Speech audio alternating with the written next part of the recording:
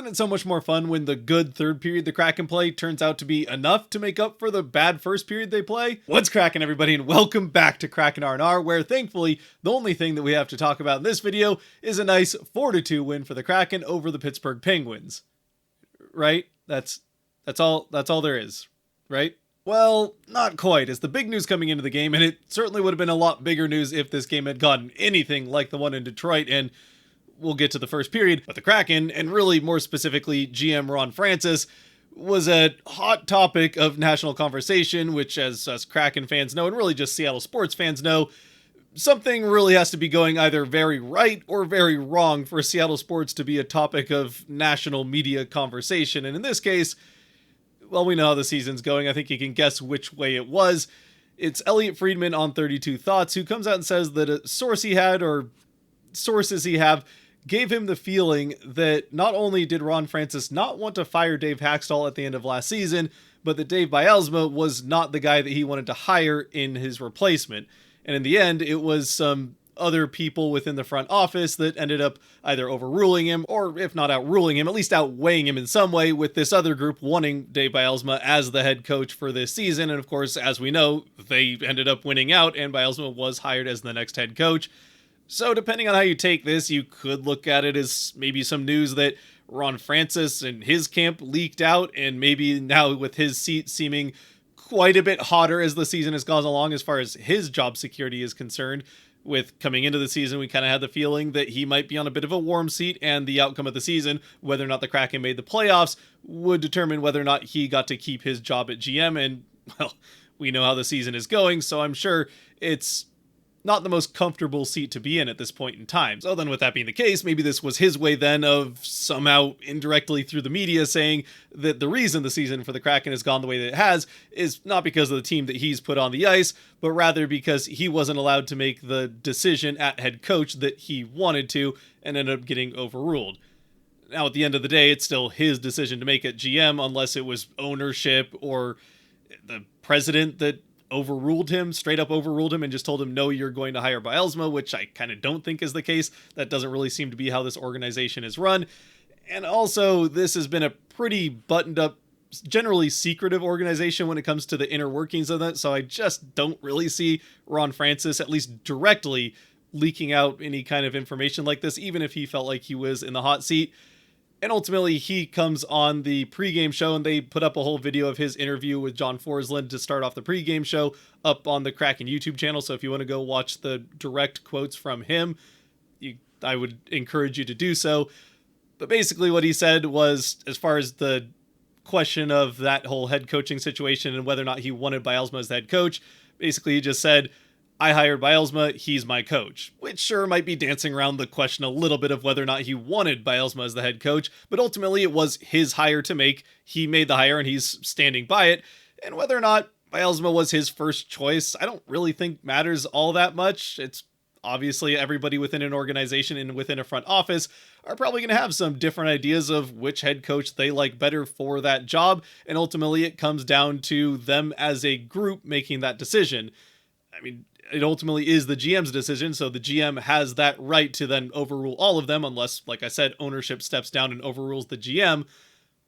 But I think it's probably for the best and healthy that even if Bielema wasn't Ron Francis's first choice, that he listened to the bigger front office as a whole and ended up with going with the guy that they all as a group decided on. So I don't know, I guess to me anyway, while it might not be the fun or dramatic answer to the whole situation, it kind of seems like something that got a bit blown out of proportion. Somewhere along the line, someone let slip that maybe Ron Francis had a different guy in mind as his first choice for the head coach, and that got a bit blown out of proportion because of how the season has gone for the Kraken, which even Ron Francis mentioned a number of times throughout the course of that interview is absolutely not where they wanted to be. It has been very disappointing, and he was, again, absolutely mentioned that, did not try and skirt around that or sugarcoat it in any way. He was very upfront by the fact that, he called the team on multiple occasions in that interview with Forsland fragile, which I think is a pretty strong statement for a GM to make, and didn't just make it once, he said it multiple times, so it's not like something that just popped into his mind in that point in time. It seems to be something that he has been thinking about quite a bit. Yeah, I guess to me it just seems like a lot of drama being made out of what was probably not that big of a deal. And speaking of which, the other piece of Kraken news that got national attention, and I think kind of just got lumped into all of this because it came out around the same time, was that Todd Leiweke, one of the main owners of the team, came out to meet the team and Ron Francis in Detroit, which is not very common for him to do. He doesn't really go on the road with the team very often, if at all. I think really the only time that he consistently went with the team on the road was during the playoff run in the second season. So it raised some eyebrows with the season going the way that it was and all of that the owner now is all of a sudden out of nowhere going to meet with the team on the road, and specifically Ron Francis.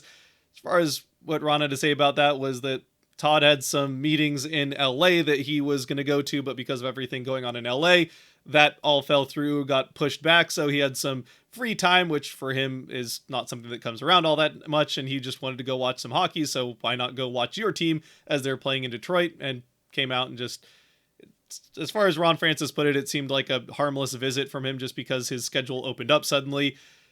Now, I'm sure there was some discussions and stuff like that, but I don't think it's something that's much more than that. I don't think there's a lot to read into. Obviously, Ron Francis wasn't fired over the weekend or anything like that. But when both of those come out at the same time, you can see where people connect some dots, and maybe there's a fire there behind the smoke of what's going on. Regardless, I think it was good of Francis to go out there and do that pregame interview to at least answer some of those questions and give people either peace of mind or another side to the story, depending on how you're looking at things, and also answer a couple of other questions around a couple of the injured players. He said Jordan Eberle was starting to, gotten off of crutches, but still working on putting full weight on his legs with that injury that he's been out since the end of November with. And he said he could be back potentially sometime around the Four Nations tournament, which to me ultimately means after the Four Nations tournament, unless the Kraken have somehow worked their way right back into the playoff race and they need every game out of Jordan Eberle they can possibly get, then maybe he comes back for a game or two before that break. But I really feel like they would just give him a couple more games and then the 2 weeks of that break to come back fully 100% if it's at all borderline going into those last couple of games before it. And then as far as Yanni Gourde is concerned, that one he was kind of a little bit more around the edges with answering the question. He said at least a couple of weeks with Gourde, but also said there's some other things around that. And he was very cagey and non-specific about what other things meant. He never said anything as far as specifically the word trade or anything like that, but you can kind of read between the lines, know where the team's at right now. He did mention that if things keep going the way they are, unfortunately, they're going to have to make some tough decisions of guys to move out, and Gourde would fit that, being on an expiring contract. So to me, I kind of read the way he was saying that is that they're being extra careful with Gourde because they see him as a potential valuable trade asset as far as what they can get back for him at or before the trade deadline. And maybe there's already some teams that have expressed interest in Gourde, and they're being as careful as they can to make sure that that interest remains and they can get as much value out of Gourde as possible when that trade deadline comes. But anyway, we still have a game to get to, and we're already quite a few minutes into this video. I'd love to know your thoughts on all of that news that we saw over the weekend and the Ron Francis interview before the game. If you've seen it, again, if you haven't, I would encourage you to go watch that couple minutes of pregame interview on the Kraken YouTube channel. They have the full interview up over there. So go watch that. I'd love to know your thoughts on that whole situation down in the comments. Well, let's get to this game. It was a pretty fun one. The Kraken end up winning it, and we got to see some contributions from some of the younger players that the Kraken are looking to make those steps as we get through the rest of this season. Now, unfortunately, as we get into the game with some changes in the lineup, we got to see John Hayden for just the second time this season as he steps into Cartier's role, who was a scratch in this game. Other than that, I guess the rest of the roster was pretty much the same as the last one, with Daccord in net to start this game. So no Grubauer even for the start of the game. We saw him for just the first half of the first period in the last one. And as we get into this game, boy, oh boy, did it feel like with the way the Kraken played this first period that they were trying to get another one of their goaltenders chased within the first frame.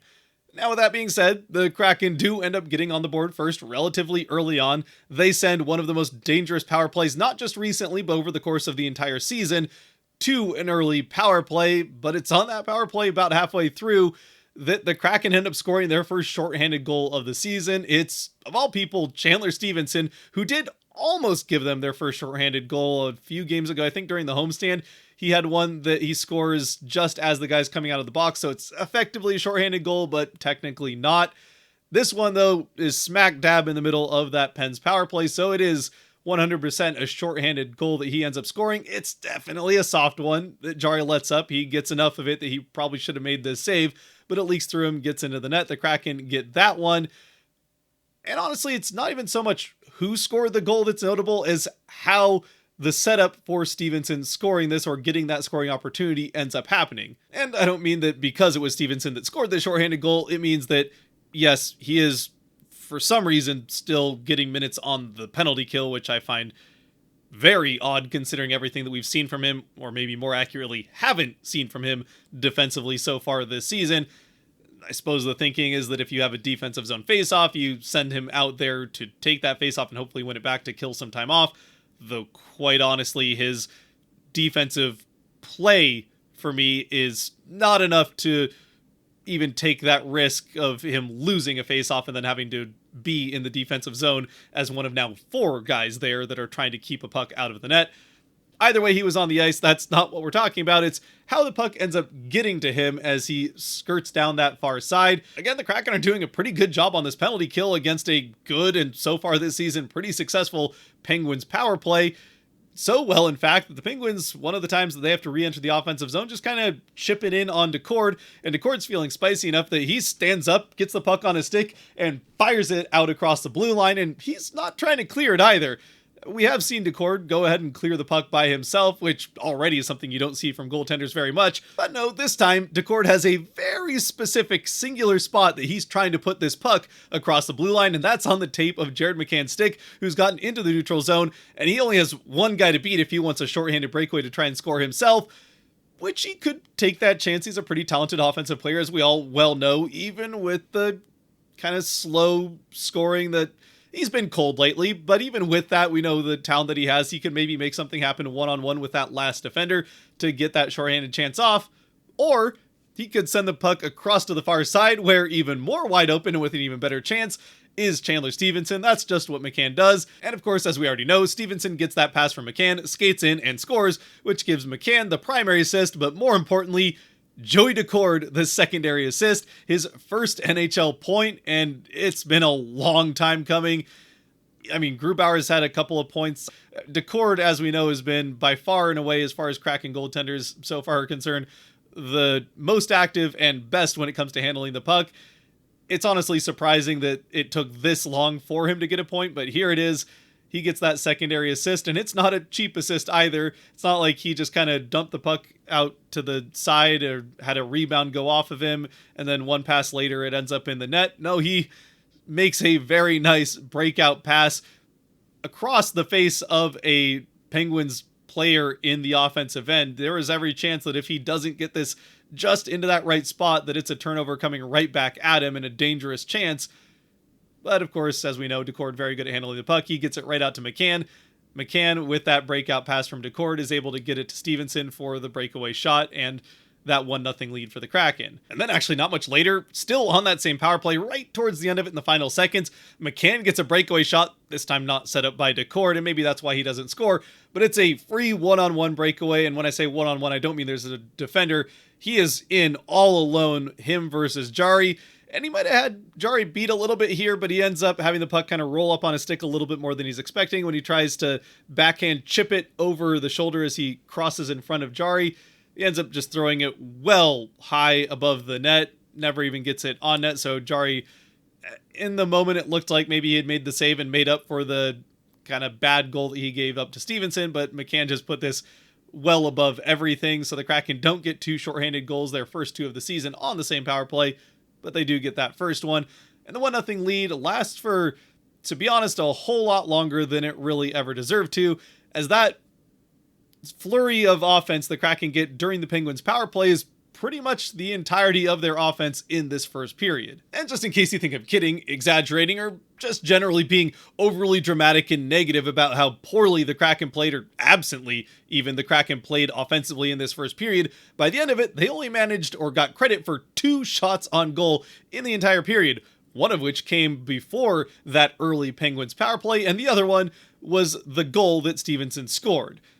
So, yeah, while they did get some other opportunities to get shots on goal throughout the course of the period, they put pretty much all of them almost exclusively too high over the net, except for one other one that did get past Jari and hit the crossbar post kind of up in the corner off the stick of Schwartz.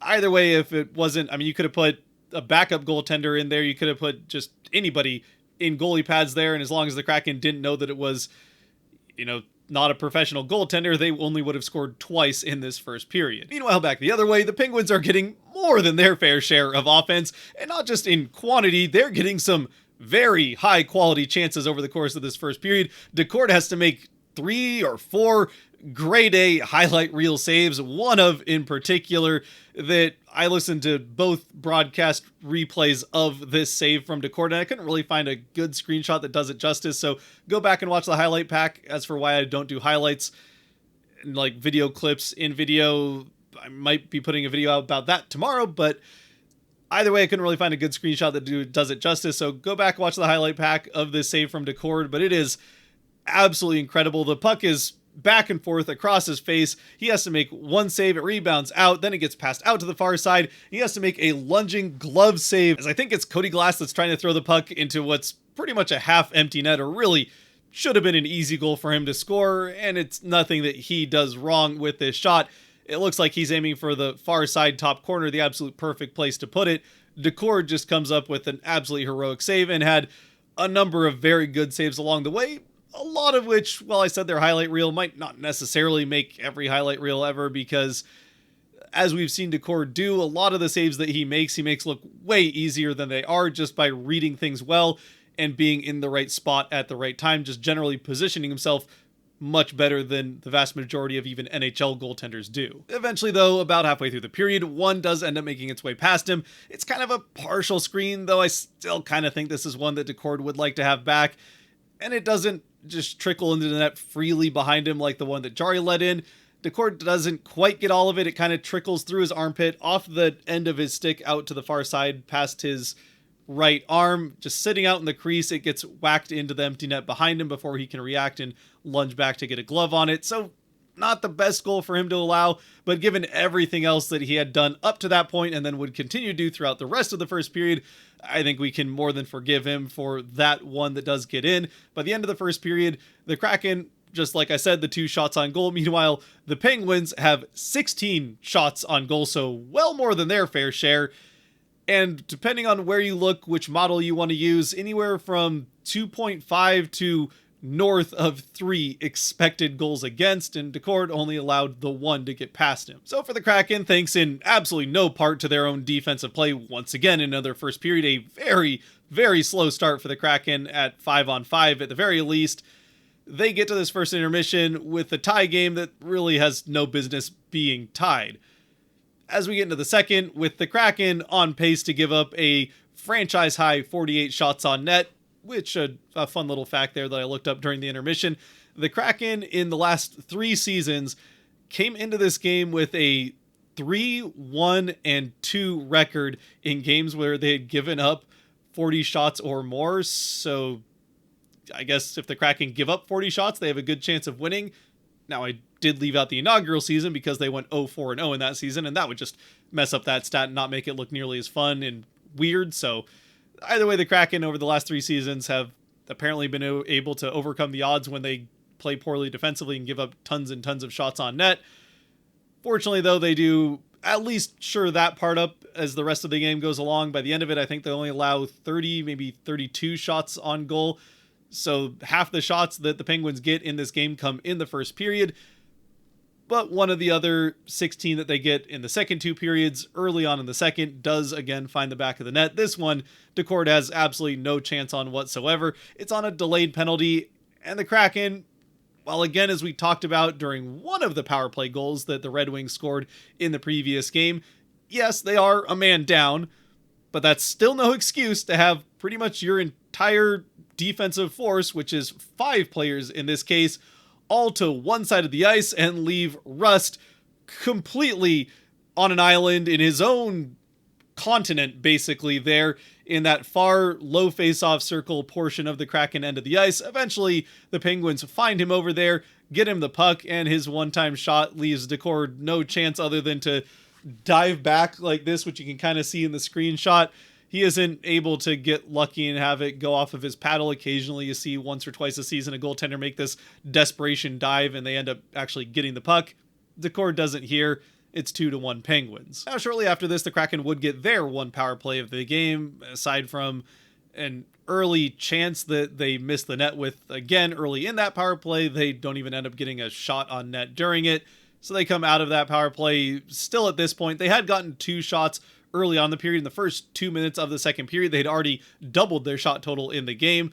So now at this point, I think they have 5 shots going into and coming out of this power play, but it's still pretty anemic offensively for the Kraken and stays that way really throughout most of the rest of the second period as we eventually get to the second intermission, still with a 2-1 score, and the Kraken having just barely cracked, I think, 10 shots on goal. And as we get into the third period, through the first 7 minutes or so, honestly, not much had changed there. The Kraken still aren't getting much as far as shot quantity is concerned. Certainly, they're not getting offensive zone time. Whenever they do occasionally stumble into a shot, it's off of a rush chance, or they're getting into the offensive end, passing around the outside a few times before eventually somebody, a couple of times, just Mahura just firing the shot off from way up in the corner. He's not Vince Dunn, so he probably isn't going to find a way to score from up there. And sure enough, he doesn't. But then right around the 7-minute mark of the third period, the Kraken get into the offensive end, get set up, and really for pretty much the first, maybe second time in the game, they're actually able to stay there.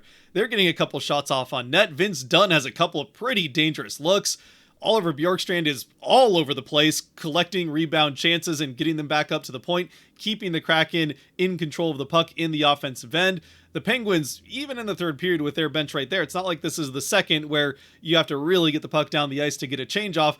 They're stuck in their end. They can't get anybody new on or off the ice. Eventually, the Kraken start to roll a change, and it's the first guy in is Dunn, one with a couple of pretty good chances so far, leaves to go start this change. It's Alexiak coming in. He gets the pass from Bjorkstrand right across the blue line as he enters, and then for whatever reason, the seas of Penguins defense part for Alexiak to just skate right up to the low slot and fire off a shot into the near side top corner that Jari, maybe leaves a little bit too much space there for Alexiak to shoot at in that high blocker side.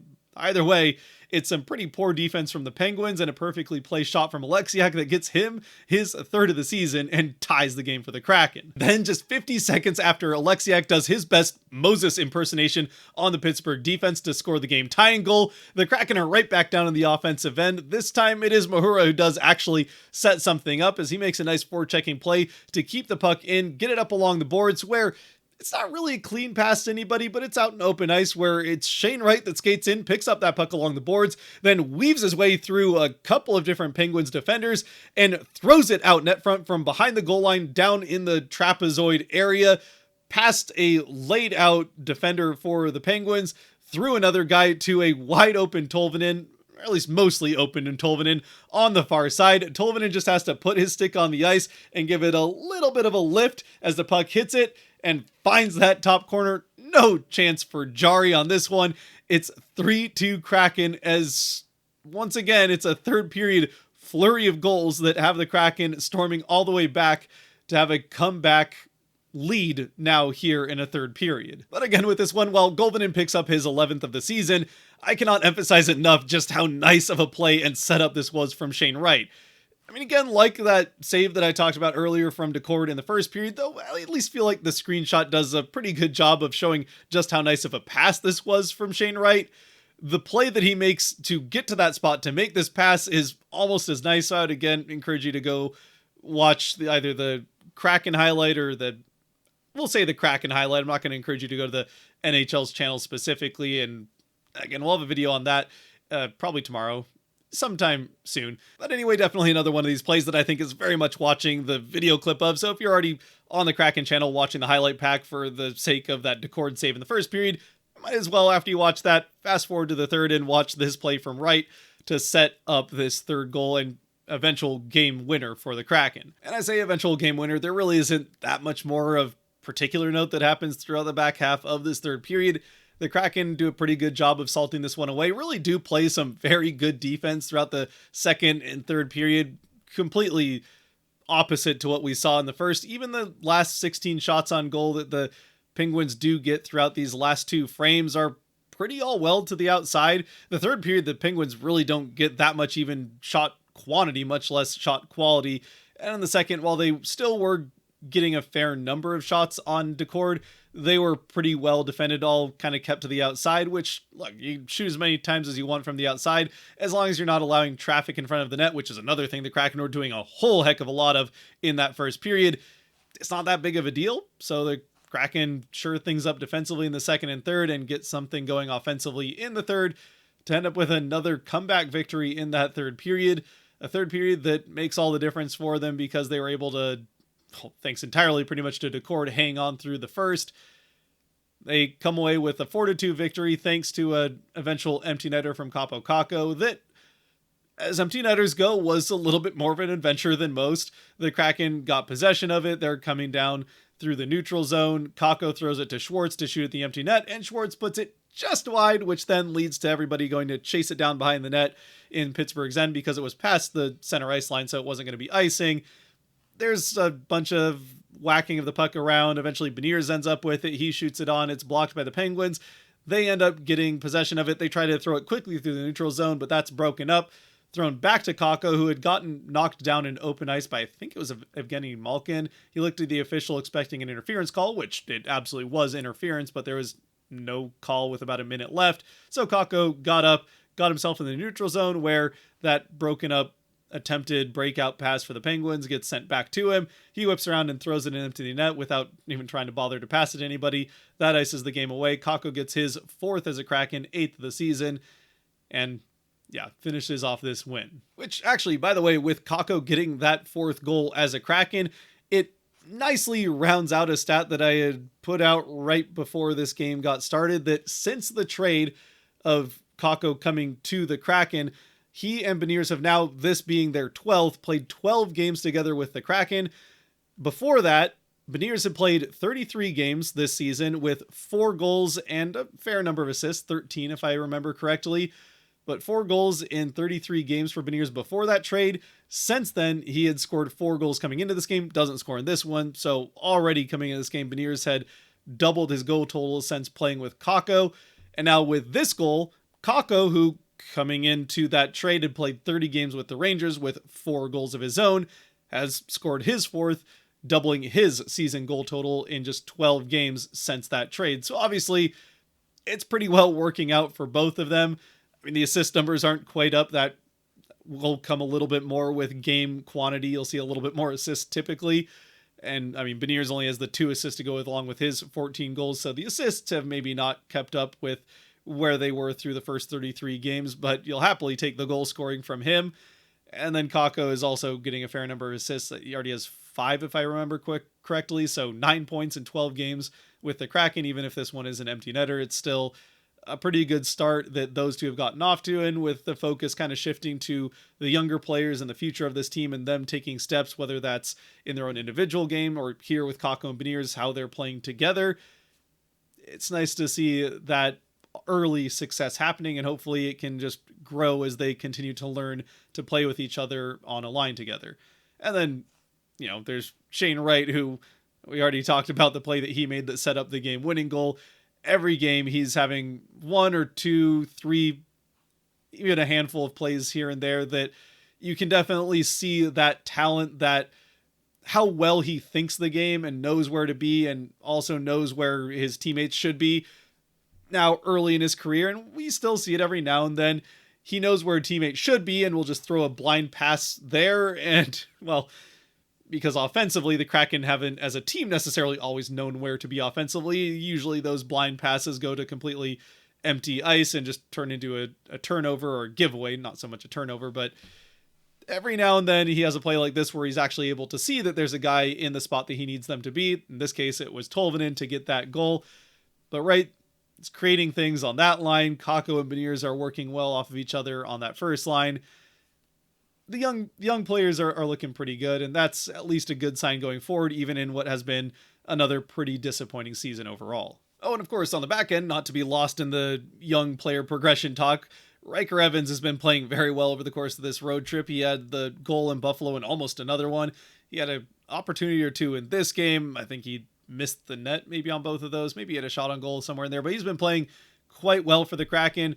Because of that, he got moved up to play top 4 minutes alongside Montour. He and Alexiak switching, Alexiak playing with Mahura in this game. Now, Mahura's been playing pretty well, so it's not like that's a huge downgrade or anything like that. Mahura did have the assist on that game-winning goal from Tolvanen. He's the one that got it up along the boards for Wright to pick it up from, and obviously, Alexiak had the goal that got the game tied in the first place less than a minute before that. So, the two of them did perfectly fine, but it's good to see that Evans is getting recognized with a little bit more time on ice from that excellent play that he showed recently. And you know what, with that, since we already spent all that other time on the other news at the start of the video, let's close things out here with the Kraken 3 stars as we get ready to go into the last game of the road trip on Thursday against a very good Winnipeg Jets team in Winnipeg. As always, the Kraken 3 stars brought to you by the patrons over on Patreon. If you want to help decide Kraken 3 stars after every game, you can join over on Patreon as well, supporting a little bit more than you already are by watching to this point, which does help support the channel quite a bit. And to kick off the 3 stars in this one, with the first star, I feel like it's pretty obvious. He does have an assist in the game, so some good offensive output still there. But moreover, I think he's noted for his defensive contributions. Joey Daccord keeping the Kraken in this game throughout that first period. He ends up with 30 saves on 32 shots. Actually, I should probably double check that real quick. Oh, sorry, 31 saves on 33 shots. They must have had another one there right at the end. Either way, another fantastic game from Daccord as he really did bail the Kraken out on a number of occasions, but throughout another really slow start to this game and another pretty poor first 20 minutes. Daccord was an absolute wall there, aside from the one that found a little bit of a gap, but we can excuse that based on the sheer quantity and quality they faced throughout that entire period. Yeah, another fantastic game from Daccord. And for the second star, speaking of guys that are known mostly for their defensive contributions, but in this game, I think a little bit more notable his offensive contribution. It's got to be Jamie Alexiak. It's who Patreon unanimously selected as their second star as well. So obviously I had to go with it. And yeah, it's hard to argue. A pretty good game all around from Alexiak. No giant defensive gaffes. I mean, there was a lot of... he probably had some issues in that first period like most of the Kraken skaters did defensively, but more than made up for it with his offensive contributions later in the third period. He has the one where he, again, just goes right down the middle through all of the Penguins as they just kind of watch him skate by, figuring that he's only got 2 goals on the season. He can't possibly score on us, right? But he does, ties the game up there, and then also nearly made it 4-2 Kraken without an empty net, or with a nice little offensive play he made, diving down into the offensive end again, this time along the boards, getting behind the net, and I guess trying to do his best Shane Wright impersonation as he threw the puck out to McCann as he came down the middle of the ice. McCann not quite able to get on a net, or if he did, Jari at least was able to respond to that one. Still a very nice game from Alexiak, both offensively and at least in the second 2 periods defensively as well. And then the third star, I think you could go any number of different ways with the third star. There was a bunch of different guys named on Patreon. Shane Wright, Ellie Tolvanen, Chandler Stevenson was named a few times, though nobody wanted to go quite so far as to suggest that he actually be given a star because of the general frustration with how he's played so far this season, and that he just kind of... the way he plays the game maybe is part of it. He does tend to be kind of a smooth skating guy that isn't always... It's not obvious how fast he's playing the way that he skates, but because of how he's playing, it does kind of make it look like he just doesn't care. He's just kind of coasting around places. Either way, he does get the shorthanded goal, but in the end, I think I am going to go with Shane Wright, though. That play to set up that game-winning goal was fantastic, and he really did have a number of very good, tenacious forechecking plays throughout this game, set up a couple of opportunities for the Kraken, had a very good opportunity of his own early on in the second that Jari made a nice save on. So a good game from Wright, and in the interest of looking to the future a little bit here over the back half of the season, I think it's only fitting that we give Wright the nod there for the third star, a well-earned one. Rounding out the Daccord, Alexiak, Wright 3 stars. Let me know what you think, though, down in the comment section below, who your 3 stars would be if you'd pick a different... Your first one would probably be the same, but if you pick a different third star, maybe a different second star, I'd love to know. Again, thoughts on the news that we talked about at the beginning of the video, or just the game in general. I'd love to hear all of it down in the comments, and otherwise, until next time, in Winnipeg. Or actually, we might have a video tomorrow, but we'll still see if I can throw it together for tomorrow, or maybe it'll happen over the weekend. I'm not quite sure yet, but there's one coming around some more YouTube-centric stuff that has happened recently. That'll be out sometime in the near future. Either way, until the next time I see you, stay safe out there, be good to each other. God bless, and go Kraken.